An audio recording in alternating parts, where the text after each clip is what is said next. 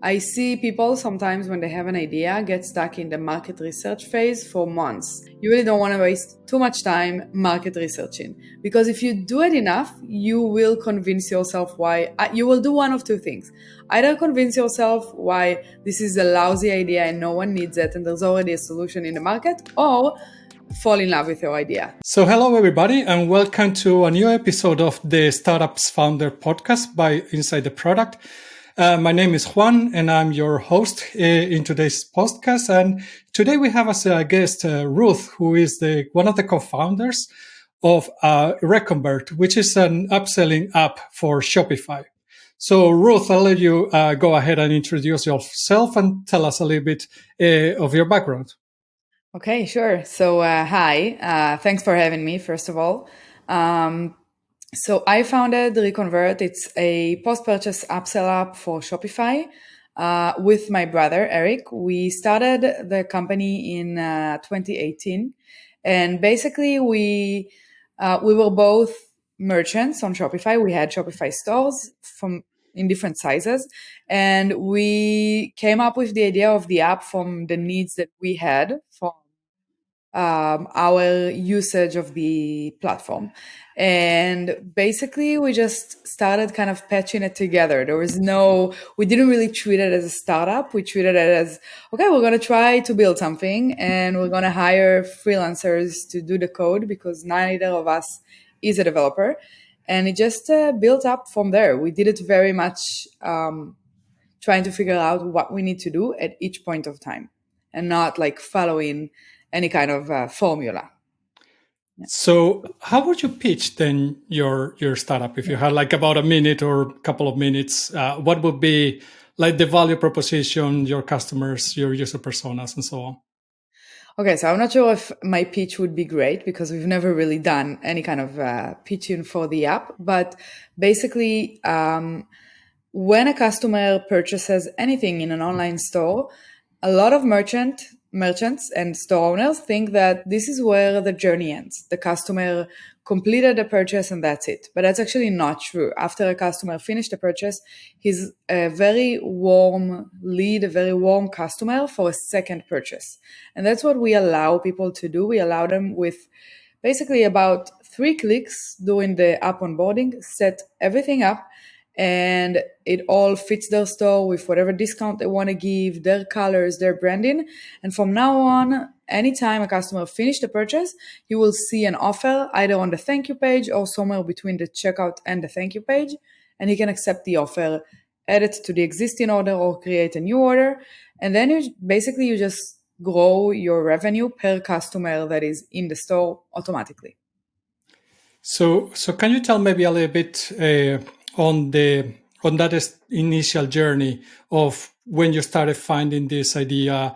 What was the kind of the thing that made you click that, hey, we could start building this because definitely this is something that we need. At least it sounds like how your journey was going on. So, like I said, both me and Eric were store owners. And we talked about maybe separately, we didn't really work together. We talked about maybe doing something together, maybe building an app. And the one roadblock was that we didn't know how to write code.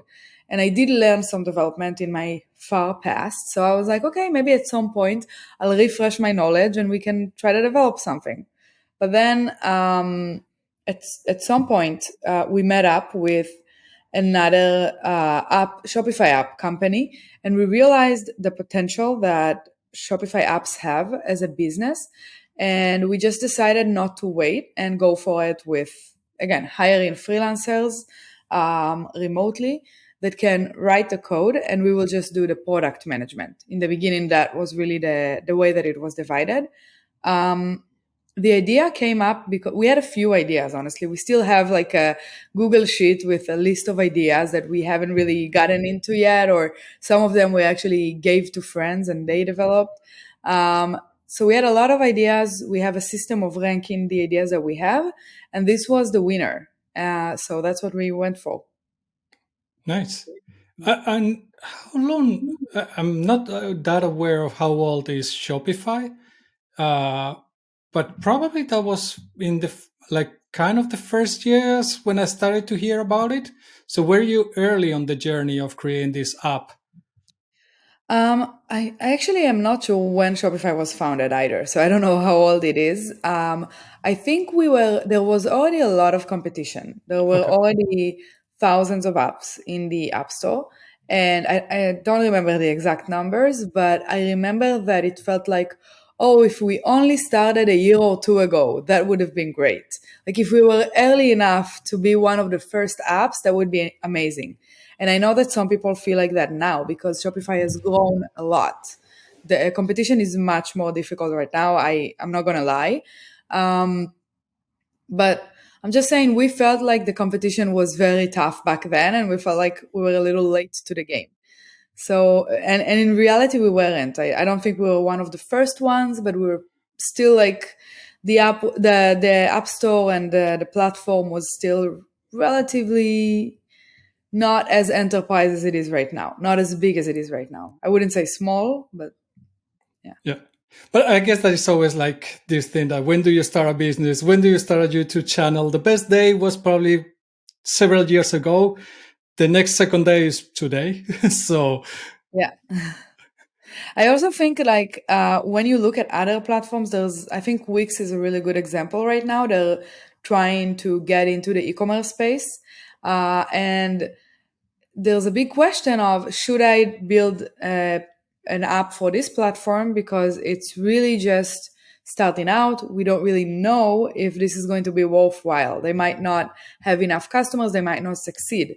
And then there's always a trade-off. If you're too early, you might invest in something that doesn't succeed. And if you're too late, then the competition is more difficult. So I really think that there isn't really a right answer. It's like there's a trade-off no matter what you choose. yeah, that's true. There's always either you take the risk and you go very early, or if you play safe, then that's definitely going to be competition. Yeah. True. So maybe a little bit more on the how did you get the how when you started the startup. So were you full time working as having your own shop in Shopify, or did you have another job, or how do you make that transition? That in which moment did it make sense to be working more with the startup? Yeah, so I actually, my brother had his own full-time store that was actually making money. That was his job. The situation was a little different. I worked in high tech as a project manager, and I was kind of like displeased with my work, and I didn't know what I wanted to do. So I left, and I thought I would maybe learn development or something like that and find a job again, but as a junior developer. And I moved back in with my parents to like figure it out for a few months. So I didn't really have a job back then. And when we first started, and I ended up staying for 2 years instead of a few months with my parents and just building the business instead of learning development until, we got to a point where we started getting paychecks from the company regularly, and I could afford to move out again. So eventually we were both full time on the app. It happened very quickly. Nice. That's quite something that I mean usually takes a while to get the business going and actually get traction and be able to live out of it, even if Yeah. it's just as a small team. So you say that you work with your brother. So Mhm. how is it to be co-founder with a sibling? Probably that's quite a unique situation, or maybe you could just tell a little bit both of how do you distribute the work and who plays which roles, but also where maybe there are the frictions on which parts are the ones where you work better together because being siblings. Yeah. So, first of all, we're the only siblings. We don't have any anymore, so it's just the two of us. And I don't know if it's related or not, but we like shared the room until we were pretty late teenagers. Like And I think maybe that made us better at being like partners, because we know how to push each other's buttons, but we also know how to compromise very well. Um, I really enjoy working with him. He's the best partner that I've had. And I think it's very much about communication. We both try to really not operate out of a place of ego when we have disagreements with each other. I trust him a lot. So I do think the main two things for a successful partnership is trust and letting go of your ego. And we've got that. I do think it's related to our communication styles and our personalities. I know not all siblings can get along with each other working together, but we've had here and there disagreements, and we've had sometimes issues, but we always talk them out and we figure them out. And yeah, I don't know. I guess we also have a lot of we match as far as our strengths and weaknesses. Like my strengths are his weaknesses and vice versa. So that really helps. Like he likes to do the things that I hate to do. I like to do the things that he hates to do. We've never really divided the work between us officially, but naturally some things I do more and he does less, and the other way around. Um, he handles customer support a little more. I handle marketing a little more, but the company we really share the responsibilities for most things. Okay. Yeah, that makes sense if you both complement each other, and then there's Yeah. there's areas where you both are strong and then you can both take over the responsibility. I think that can work really well, especially as you said, that if you have a good relationship and you understand each other, you complement, then I think that that's a very good strength for a team. So so where do you see then the company going in the future? Sounds like at this point you have already quite many things that you have accomplished, but you say that you still have at least some wish list of things that you would like to continue adding up.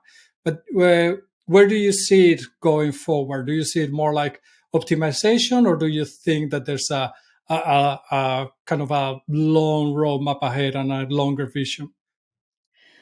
So there are a few parts to this answer. So first of all, when it comes to Reconvert itself, the product, there's a lot of growth to be had, both as far as the product itself. We have a very clear roadmap of what we want to do with the app, at least a year or two in advance. Some of it are big features that we want to give our customers so that they can use them, and some of it are very small optimizations that we just think would improve results for our customers even more. And as far as the market, the reach, the number of customers, we have almost 40,000 stores right now using the app, which is a lot, but it's not a large part of like the millions of stores in. Like there's over a million stores in Shopify. I don't know exactly how many. So there's a lot of room to grow, and we want to take it both ways. Like reach more customers, get more users in, and also improve the service over time. So there's a lot of progress that we want to have with the app. And as far as the company in general and all the other ideas that we have, honestly, we haven't yet found something that we are as excited about as Reconvert. We've tried a few things. We developed a few different apps. We even purchased one, and it never worked as well as we had hoped it would, even though there is potential. Our focus is on Reconvert, on the main product. One day, I do hope we will build something that is a standalone product, a SaaS product that is not an add-on to anything, to Shopify or anything like that, just because I do think that it can be more stable and the growth potential is even bigger. But I still believe in creating micro-SaaS and creating an add-on as a marketing channel. I think it's very powerful, and I don't hear people talk about it enough.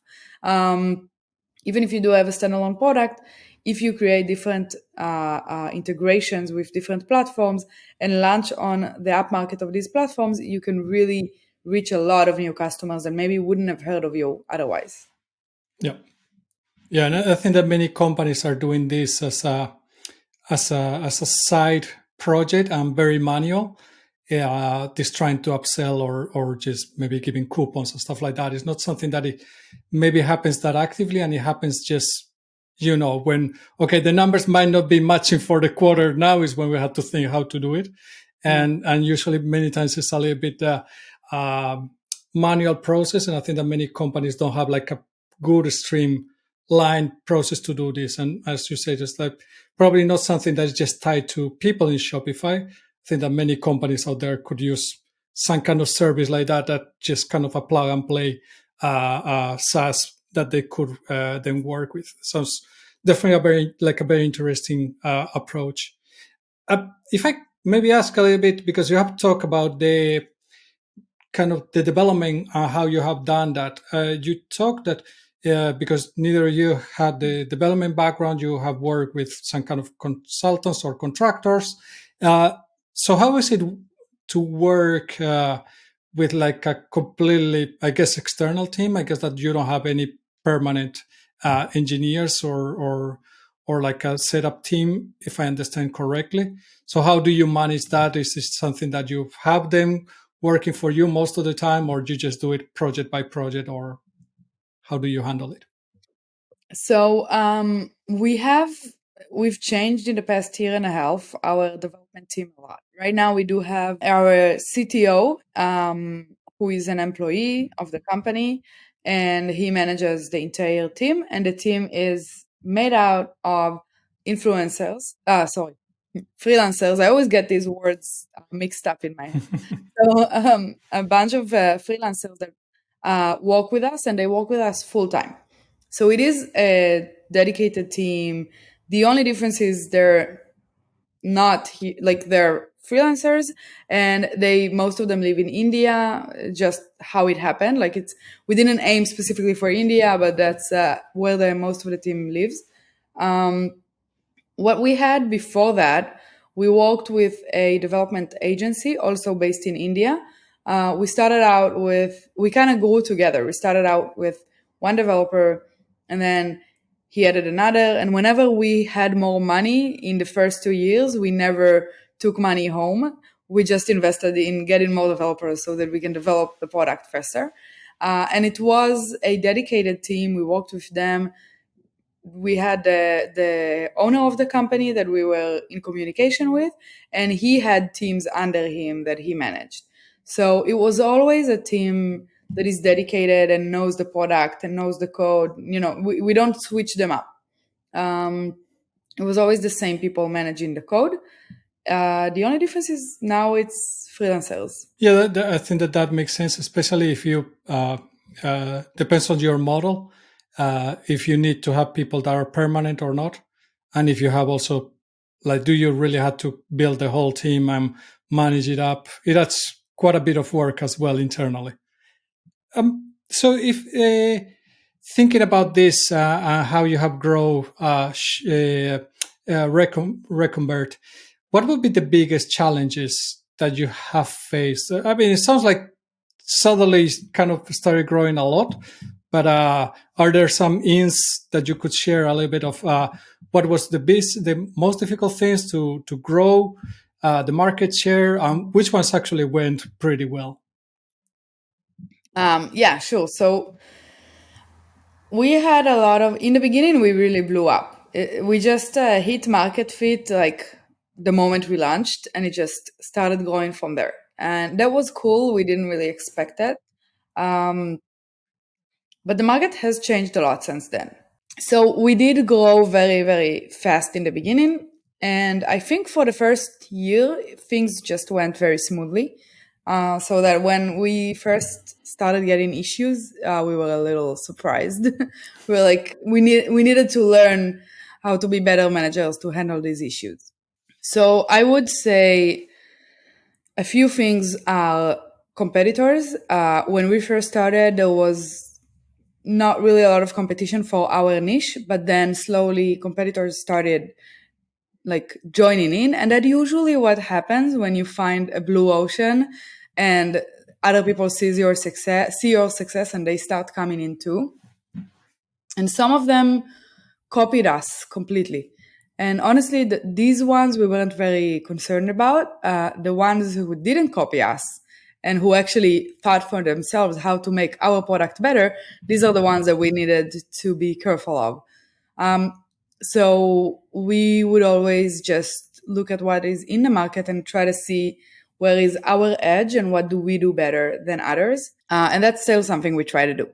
Another thing that happened was that some of our biggest competitors, the main edge we had on them was that we were on the Shopify checkout and they required you to create an external checkout.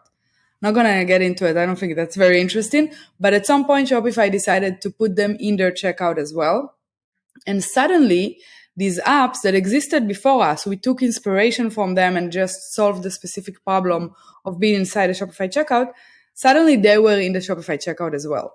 So we had to kind of figure out how we maintain our brand compared to them, because they also had a very big brand that existed before Reconvert. And that's something that did create a lot of new competition suddenly, and we had to kind of rethink about how we position ourselves and how to stay in the game long term.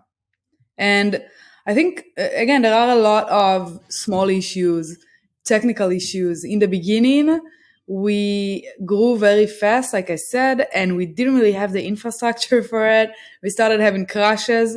I remember a specific occasion where I was in Universal Studios in Orlando, and instead of going on roller coasters, I was on Starbucks, on the Wi-Fi on Starbucks, in a call with our IT guy, developers, and my brother, trying to figure out what can we do to bring the app back up as fast as possible. Like, we had a lot of occasions like that until we found the right people to solve these problems for good. And again, this is really difficult to do when you're not a technical developer, like a technical founder. You don't necessarily know if you found the right people.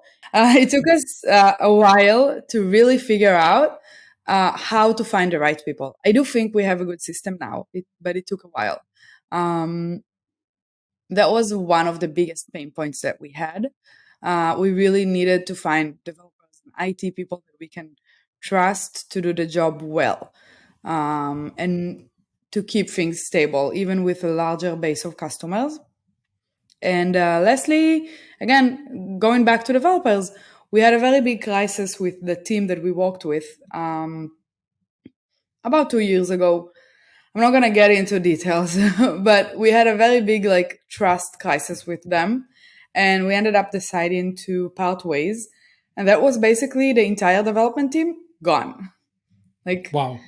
Yeah, we managed to reach an agreement with them where they stayed on for a little longer so that we can find new people and train them. But it was a full year of a lot of stress of having to find the CTO that will take over and giving him enough time to really learn the app, and then giving him enough time to find new people and rebuilding the development team in a way where right now they can't just disappear.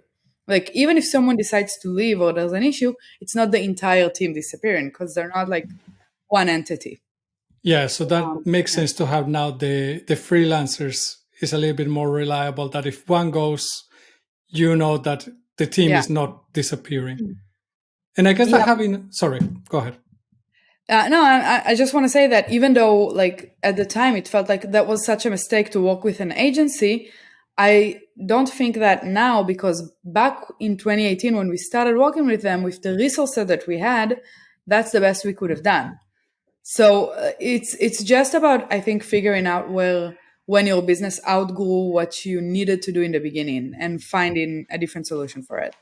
Yeah, I agree. I think that it is like businesses development go through many different phases, and what you need in the very beginning is not what you're going to need in later stages.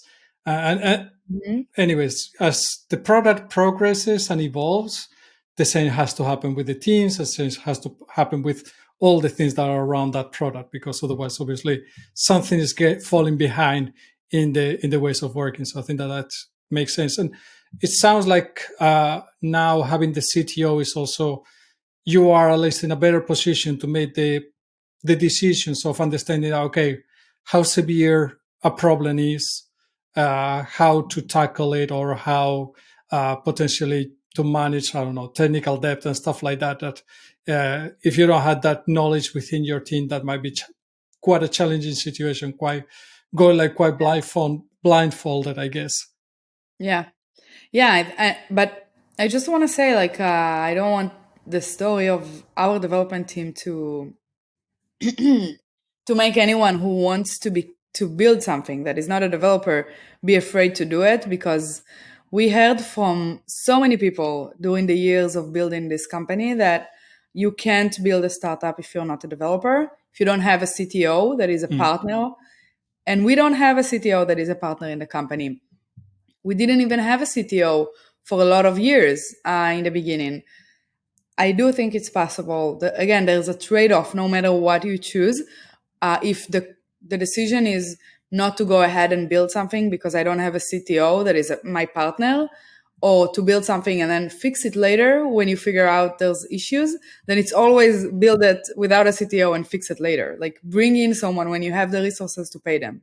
Yeah. And I think that in the end, even if you start with the startup with a CTO, but then you miss the people that know about marketing, you might end up with a really good product potentially, but you don't know how to promote it. So there's always going to be trade-offs in whatever the setup of the team is, unless you have really, I don't know, very well-rounded team, which probably rarely happens. Yeah, I think it rarely happens, especially in the beginning, and especially when you're bootstrapped. Like, maybe if you raise a lot of money, then you can like build the perfect team. But that's also not a guarantee for success. So. Yeah, that is true. I agree. And I like also what you were talking earlier about competitors. I think that I agree completely. I think that this being worried about competition that is just basically copying your product, then it's like probably you are a little bit lost about what you need to do with your product. Then you have a different problem, not necessarily the competitors. Yeah. But I think that what you mentioned also there about changing in the ecosystem, and then because the ecosystem changes, in this case, Shopify, that suddenly brings in new competitors that were not competitors previously. I think that that's, maybe the depending on one platform, okay, how much, maybe you can elaborate a little bit. How do you feel about this? How do you see how much long term the product potentially has, because it's so fixed in the ecosystem? Of course, you can say that the long term is Shopify's long future, but how do you see that trade off? Is it something that, do you see too risky to be tied into the success of that company? So I think a concept that I really love is actually from MicroConf. I'm guessing you're familiar with their YouTube channel. And I think something they talk about a lot is how micro-SaaS is, I don't fully agree with them, but they talk about how micro-SaaS is this small option to start with. Like, your first time startup, micro-SaaS is so much easier than building a standalone platform of your own. So this is a really good way to get started. It has a lot of risks, like you mentioned, being tied into the platform, and it doesn't even have to be Shopify failing for us to lose our business. It could be that they decide to change something. They decide to do something that hurt our business in any way. So there are apps in the past that Shopify killed. That Shopify decided to do something that kind of killed the business, or even Facebook. There used to be a lot of Facebook marketing apps that do like Facebook Messenger DMs. That's not as easy anymore. So a lot of them kind of had to either change or die. So so I get the risk. When you depend on someone else, you always have risk. But I do think that sometimes people kind of discount how big a micro-SaaS can be. You can create a very big company that is solely on Shopify or solely on other platforms too, but I'm going to speak about the one that I know. So as far as growing in size, if you have a really good product and you price it correctly and you give real value to your customers, you can grow a lot and you can create a very big business without ever stepping out of your ecosystem. As far as building something that is more sustainable long term, I do think that being tied down to an ecosystem is a huge risk. You never know what's going to happen. It can bring with it a lot of changes that are out of your control. Even just like, the Shopify app market has reviews and merchants write reviews. And we do our best to give them the best experience ever, but sometimes they extort, like some merchants could extort you by threatening a bad review if you don't refund them, even though you charge them, correctly and everything. There's a lot of cases like that too. So you really have a lot of factors that put your business at risk. I think the ideal product is something that can start off as a micro-SaaS and then later on become its own standalone product. If you can build something that has a very simple integration into Shopify, for example, and then you build it on Shopify, you get enough resources, you get enough traction. Now you have the money to hire a bigger team, and now you can start building integrations to other platforms, and slowly you grow and grow and grow until you're not dependent anymore on Shopify or on any other ecosystem that you started off on. I do think that's the perfect business model to start with. But again, going back to MicroConf, which I mentioned before, I agree with them that this is a very good starter type of business, doing a micro SaaS instead of trying to solve a solution that is very wide. A micro SaaS kind of narrows you down, gives you something that is easier to develop. And if you do a good job and you treat it as a business and not as like, oh, let me just do something and put it out there and see what's going to happen, but actually do product development correctly and market it and everything, then you can start your first business for much cheaper than you would if it was a standalone. Yeah, I agree. And I think that that's something that, because it doesn't require you to build the whole engine. Yeah. I kind of am familiar with the topic because in the company where I was a product director, the last product that we were building, it was basically a very similar idea. It was built on top of other platforms. It was not just one platform, so we were building on top of 3 platforms, but it was basically a kind of a agnostic app that it was built to communicate with all of them and being able to check what they were doing and giving feedback to the customers and so on. So I'm not going to go into what it was, but I like, for example, our idea was we were super inspired with Grammarly, because Grammarly is one tool that you could say that probably nobody, and I don't know how much you can use it on its own, but you always use it on top of something else. So it's probably not micro-SaaS anymore because it is in so many different tools. But I like the idea of building this app that actually then can communicate with all the other ones and bring that in this case, hey, not just better way of writing, it's like a writing assistant, I don't know what they call it, but bringing that common, like basically software as a service that you can plug and play this into any other services.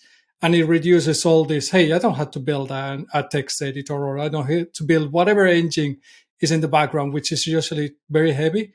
And it requires you to compete with companies that probably is just the fact of trying to compete with those companies a very, very tough and uphill battle. Yeah.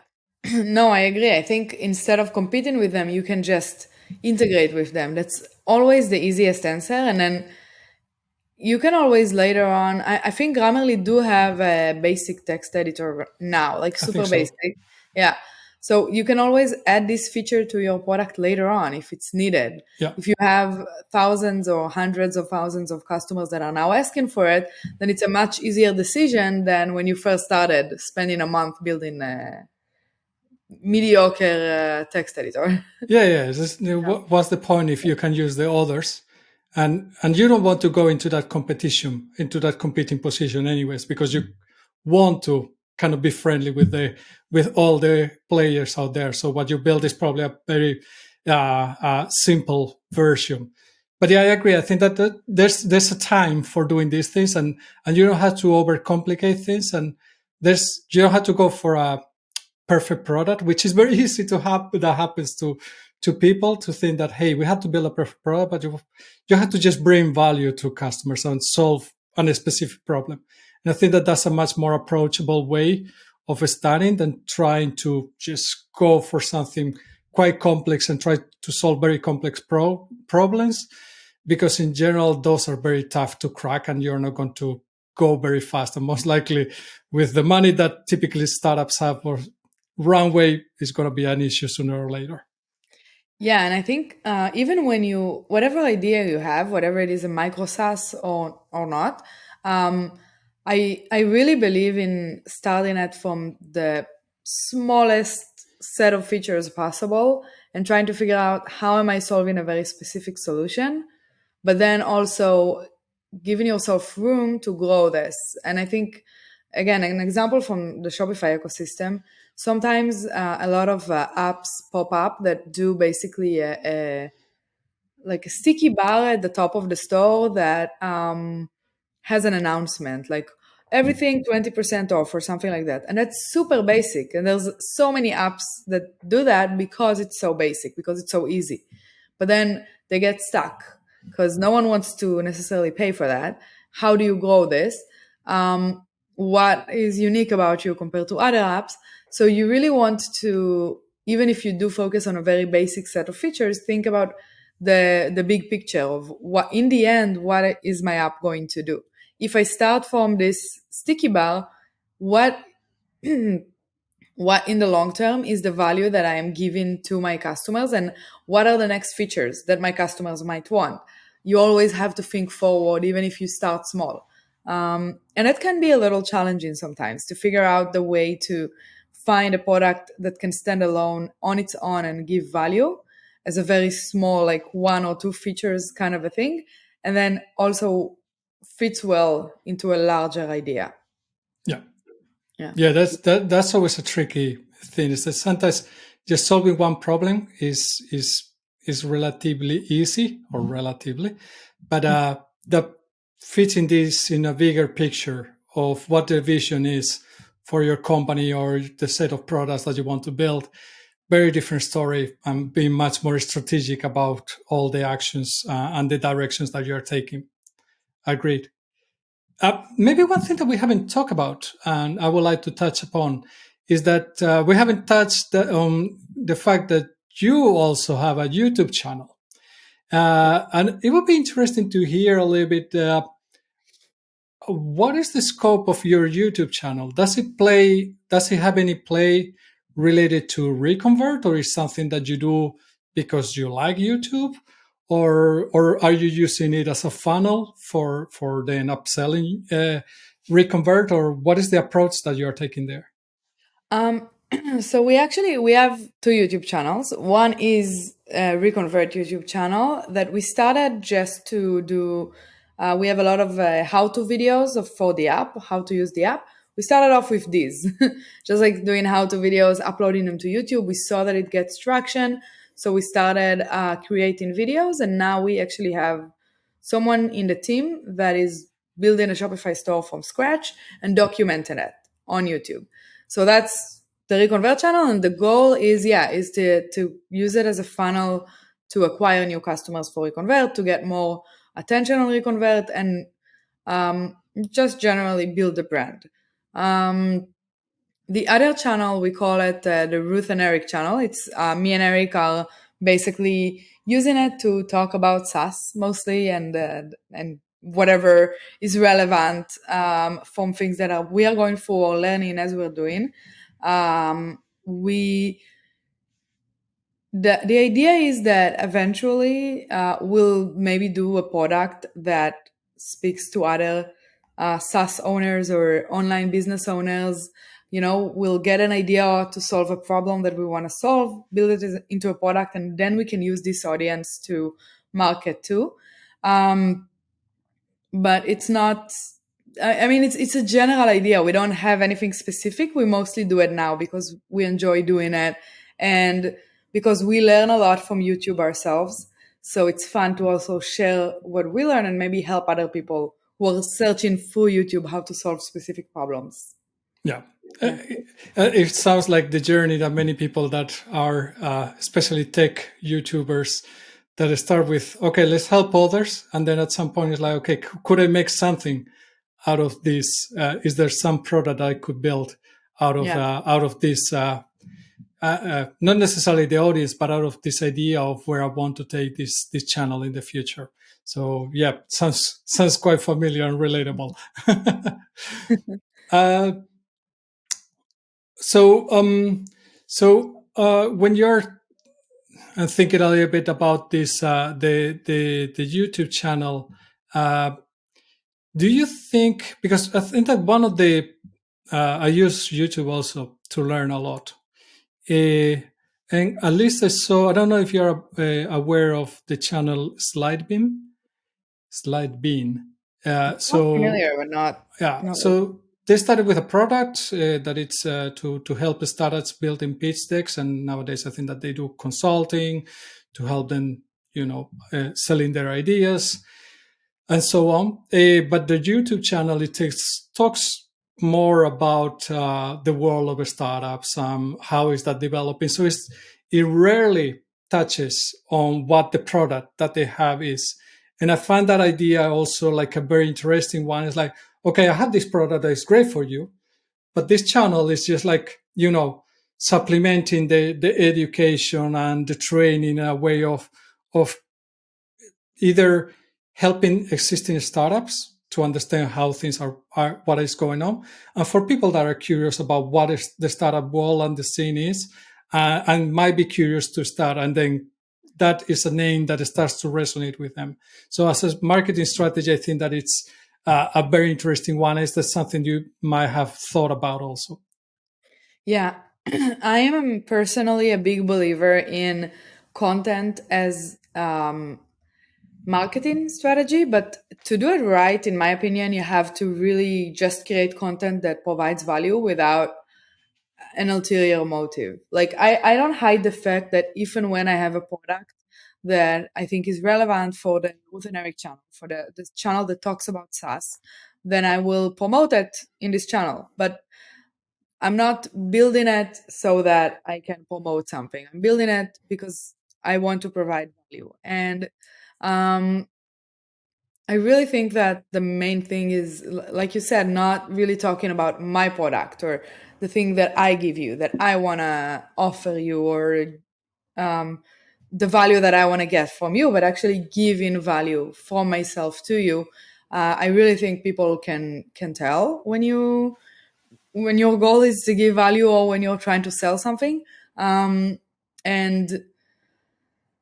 I don't think I think if you really focus on only selling, then the content is just not great, and that the problem with that is that it is a longer term thing. Like if you have something that you want to market right now, starting a YouTube channel or TikTok or whatever it is to educate people, and thinking about that as the main marketing channel is going to be problematic because it's going to take a while. And if you don't want to be salesy and you don't want to have an ulterior motive, you need to do it from a place of just wanting to share content and value.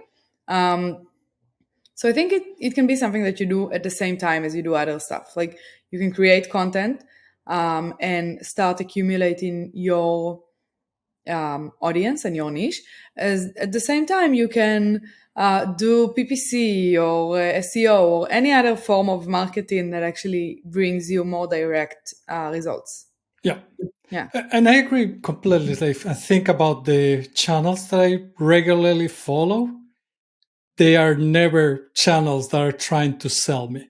Yeah. I might go to the channel of a product when I want to know how to do something, and they usually have a good answer.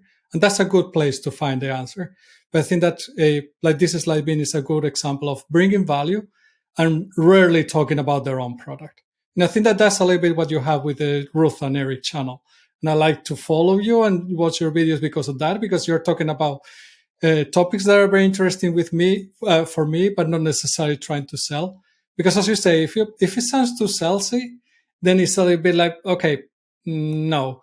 But if it's just, I'm getting value, I'm learning from their journey. And you have a very interesting journey to share. So I think that's definitely a very, a much better approach to build a community also, and people that kind of agree and understand what you're trying for, and definitely want to be in there for that journey with you. Thank you. We're trying to make it interesting and authentic, and yeah. And by the way, I'll put the link to your channel in the description to make sure that people can find it and go check it out. Thank you. So maybe one question that I will have is that if you think about your journey and challenges that you have gone through, you have told us already quite many things. But if you will have a recommendation for anybody that is either working on a startup at this point, or that they are thinking about starting their own startup, what would be like a recommendation that you would give them? For someone who wants to work on their own startup, it's tough to pick one because I feel like I have a few. But you can pick a few. Okay, thank you. I think for starters is to really figure out what the problem you're solving is. That's very important. But on the other hand, also not get stuck on it too long. I see people sometimes when they have an idea get stuck in the market research phase for months. And I guess I can get why a big company trying to create a new product would do that. But when you are a first time founder or second time founder and you want to build a SaaS product, you really don't want to, or any kind of startup, you really don't want to waste too much time market researching. Because if you do it enough, you will convince yourself why. You will do one of two things. Either convince yourself why this is a lousy idea and no one needs it and there's already a solution in the market, or fall in love with your idea. Both are bad. Like, you don't want to be in love with it and you don't want to completely despise it. You want to be someone who believes in the product but has the mindset of, I'm going to launch something lean, test it out, and see what the reaction I get is. I really think this is the best way to build any kind of startup. So the quicker you can launch, the better. That would be my number one suggestion. You do want to make sure you know who your customers are and what the problem is that you're solving and how to reach them. These are things you want to do as part of market research, but you don't want to waste months on it. Yeah. I agree. Get it into one point. Okay. So actually, the other day, we in the previous podcast episode, we have a similar discussion or conversation, and the guy that I was interviewing, he said also that the best way to do the market research basically is just to create a website where you talk about your value proposition, make it look as good as possible, have a sign up button, done. And then you see how many signups do you have, and launch it in something like Product Hunt or different forums where people that could be interested on it could go and sign up. And then you can gauge, it's like, hey, okay, how many people going? Check the click-through rates and how many conversions there are and so on, and understand that, okay, is there anybody that is interested, or there's a ton of people? So just a little bit of a quick validation instead of, as you say, market research, very interesting. It can take a long time if you want to do it properly, and you never do it properly. Yeah. Which is the reality. Yeah, and I would just add, if you're doing a micro-SaaS and there's a platform that you can launch on, sometimes that's what we did with Reconvert. The validation is the product. Like, if this is a product that would take you 2 months to create, just build it and launch it after 2 months. That's exactly what we did with Reconvert. We launched the product in 2 months and we let the market tell us if they're interested or not. Of course, if this is something more complex, it's going to take 6 months, you want to do some validation beforehand. And then I really think that doing a basic landing page would work, or even using a no-code platform. No-code, specifically, in my opinion, Babel.io. Like I've been playing with no-code a lot recently, and Yeah. a lot of them are basically website builders, like more advanced website builders. But Babel.io really allows you to create an entire app. Basic app, but still basic and good enough to get people to sign up, to get actively paying customers, instead of just a landing page. Yeah. And I agree. I think that that's a great approach also to learn even to use these no-code tools, because the journey to get there is much shorter. Yeah. And you don't have to make it that complex. You can stay with the simple problems first. And when you see which ones of those problems that you're solving, which ones work, then you might consider building an actual app with developers and code, and get more like the complex product. But trying to go for a complex product that might take you, as you say, months or even years, because seen that, been there, then to just launch it and see that, well, nobody wanted this. That is a very frustrating situation to be, and especially when you are in a startup and not maybe necessarily having revenue coming in. Yeah, and product validation, I think people treat it as one more step in the process of creating a startup, and we have to remember that the goal of product validation is to not waste time and resources. So if product validation is wasting your time and resources, and it would be quicker to create the product, just create the product. Yeah. Yeah. Yeah, that's true. Yeah. Don't spend too much time in that validation if you just build a product and validate that way. Yeah. Cool. That's a very good point. So having said that, and I don't want to take too long, we have already been talking for quite some time, but where people can find you, find yourself, if they want to reach out or find your startup, just tell us. So I think the best place is YouTube, the Ruth and Eric channel. I do have some social media, but I'm not super active. So I think YouTube is the most active one. And for our startup, if you want to have a look at our Shopify app, the name is Reconvert.io. That's the domain of our website. You can check it out or look for us in the Shopify App Store. Yeah. Cool. Thank you very much. I will add all those links in the description so everybody can go and find them out and go visit both your startup, but also the YouTube channel, which I definitely recommend. Is super interesting. So if you want to learn more about how to build SaaS products and businesses, go ahead and take a look. Really, really recommend it. So thank you very much, Ruth, for being here and spending this almost an hour with me chatting. I hope that people have enjoyed it. I definitely have loved it. It's super interesting, the journey that you have been going through. For anybody in the audience, if you have liked this podcast and this episode, please give it a like and subscribe to the channel if you want to get then the notifications for when the next episode is coming up. See you in the next one, and remember to stay safe.